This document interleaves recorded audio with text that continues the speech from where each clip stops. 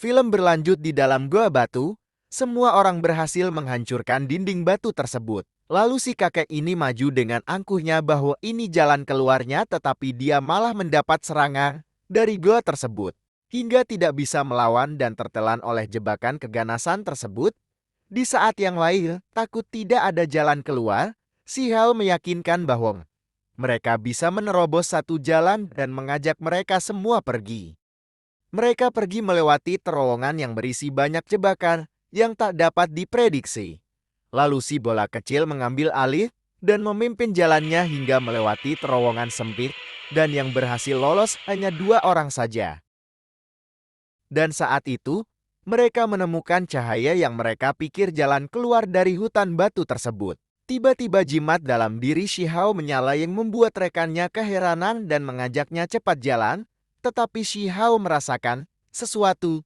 Shi Hao merasa adiknya masih berada di dalam hutan ini. Rekannya menghampiri dan memberitahu bahwa itu adalah kedalaman hutan batu dan sangat berbahaya. Tetapi Shi Hao memaksa masuk ke dalam untuk melihatnya dan menyuruh rekannya untuk pergi keluar terlebih dahulu. Mereka merasa aneh dengan perubahannya, dan jika Shi Hao berjalan sendirian diperkirakan akan mati, jadi mereka mengikuti Shi Hao ke dalam.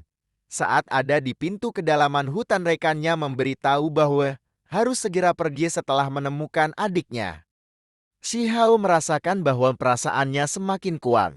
Lalu pandangannya menembus pintu kedalaman tersebut dan melihat adiknya yang terikat oleh kekuatan hutan tersebut. Shi Hao berusaha menghancurkan pintu tersebut tetapi ternyata ada pintu lain yang datang entah dari mana dan akan menghimpit mereka.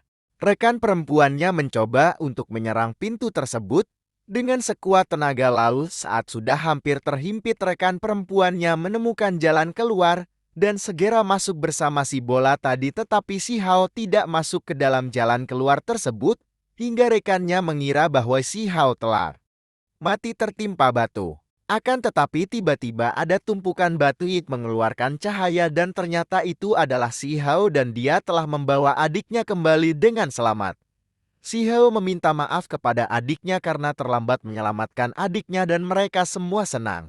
Akan tetapi tiba-tiba terjadi ledakan yang sangat besar dan serangan hutan tersebut aktif kembali hingga mereka harus kembali pergi dengan cepat, dan ketika mereka berhasil menghindari jebakan yang mengejarnya, ada rintangan jebakan lain di depan yang menghalangi jalan dan mengejar mereka lagi hingga akhirnya mereka terpaksa lari berbalik arah.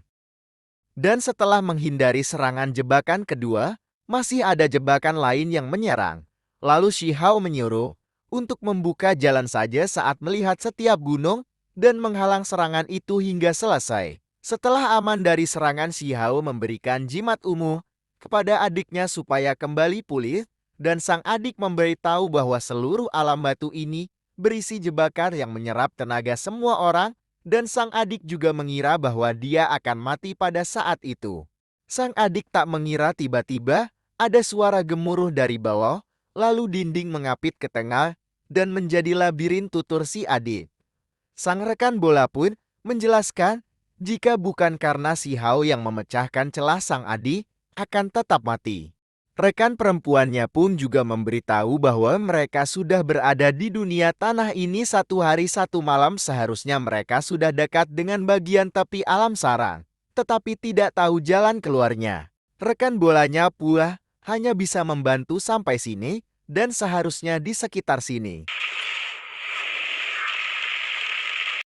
Tiba-tiba muncul cahaya dari kekuatan mata ganda dan mereka pun berkumpul dan serangan pun mulai berdatangan dan mulai menyerang.